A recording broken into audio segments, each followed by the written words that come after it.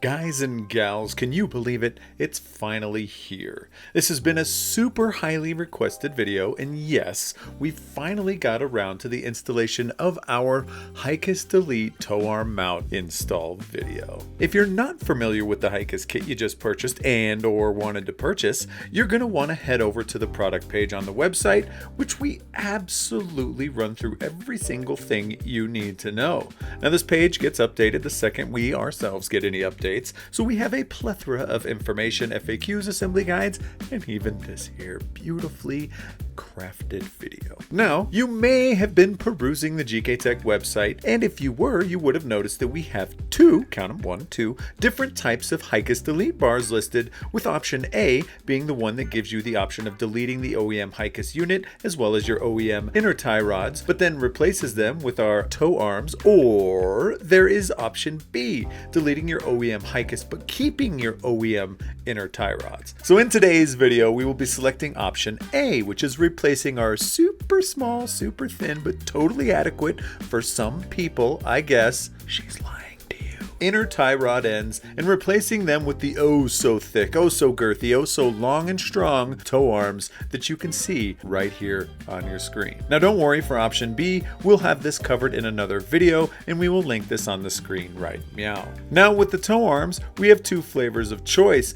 being the straight tow arms, which are more geared towards dudes that are not running their whip super low and want the thickness and adjustability, or you have the bent, aka high clearance tow arms, which offer 25 millimeters more clearance. As the title suggests, they have a bend in them to account for the subframe clearance and are geared towards the kind of dudes that enjoy that low life. Now, being as we are installing tow arms, you're going to have to replace the studded bushing in the knuckle that the OEM rod end would bolt to with an actual normal bushing, so the tow arm can actually bolt up to the knuckle. With this, we've also given some options to replace them with, as you have in the black corner, the OEM replacement polyurethane bushings that are a great choice for comfort and that OEM feel. And in the other black corner, I guess, we have spherical bearings which use a common size PTFE line bearing. These puppies give a more direct feel. The choice is yours, young Padawan, as it totally depends on your car, your style, how low you are, how cool you are, and how many friends you have spamming you with their own thoughts and beliefs. Alright, so now that you've seen the lineup and the choices, and those choices have hopefully been made, let's jump into ripping this thing out. Today's whip on the chopping block is DK's very own original clean and tidy R32 gts-t. God bless the old RB20. Now DK's car, when purchased, came with a random Hicas delete bar fitted with the OEM inners, which, if you don't know, are extremely thin, prone to bending, and are super tiny, as I mentioned earlier. That means yes, the hydraulic Hicas lines have already been removed, and we will not be covering that in today's video, but if you do need to know the ins and outs of removing them or using our supplied Hicas accessories, you're going to want to head over to our other Hicas video, which we mentioned earlier, which we will now link on the screen again. Alright, first step is going to be to remove the OEM plastic cap on the back of the OEM tie rod, which, to be honest, I'm surprised it's still there after all these years. Peel back the split pin tabs and whip that thing out.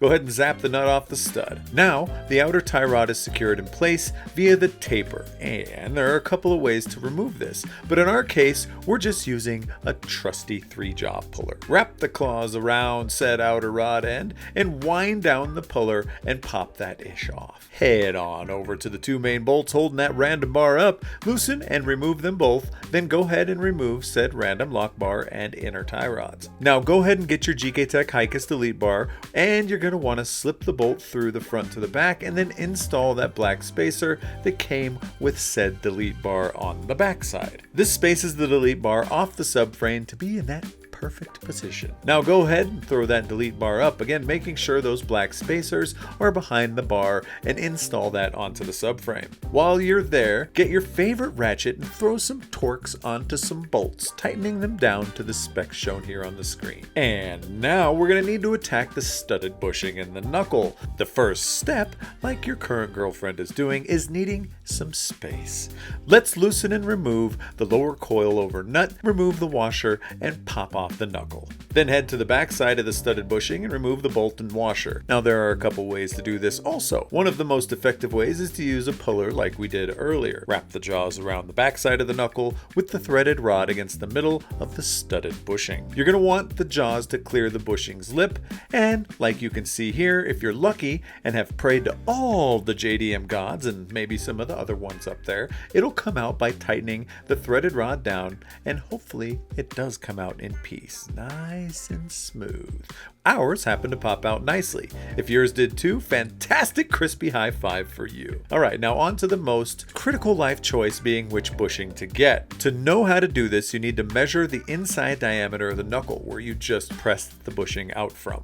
Now, for some ungodly reason, Nissan decided to have two different size diameters for the toe arm bushing. One's either 30 millimeters or one's 30.5.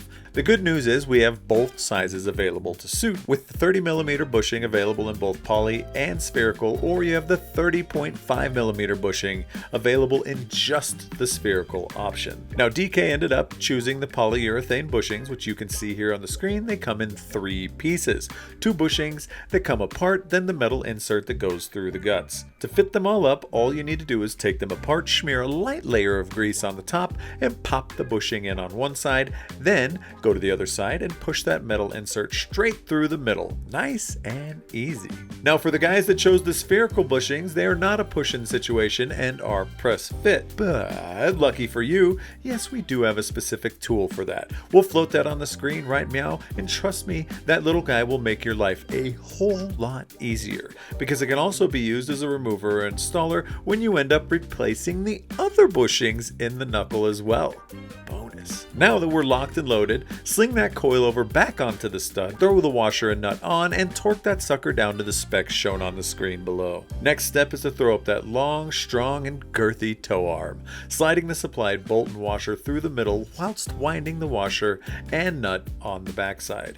Whip that up onto the knuckle side, then proceed to do the exact same thing, which is throwing the bolt and the washer on from one side, then the washer and nut from the other side. Now hold the nut and tighten and torque the bolts down on both the knuckle side and the subframe side to the specs listed right here. Now for the toe arms, we already have an install video on them, which we'll link on the screen, and we recommend giving that a peep to learn more on the adjustment side of things and all the goodness of the toe arms. For now though, the one important thing is to make sure that the bearing is running central and is not cocked to the left or the right. The second equally important thing is making sure you have a safe amount of thread overlap on the adjuster and the bearing, which we cover in the toe arm video if you are so unfamiliar.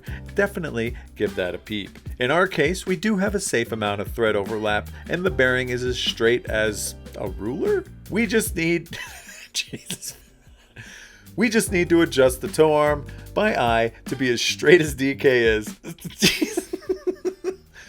We just need to adjust the toe arm by eye to be as straight as DK is. Well, he's going to get an alignment after this, ASAP. Which means we can hold the middle adjuster and tighten down the locking nuts on each side and boom, we're done. Well, DK is done, but technically we're all done collectively.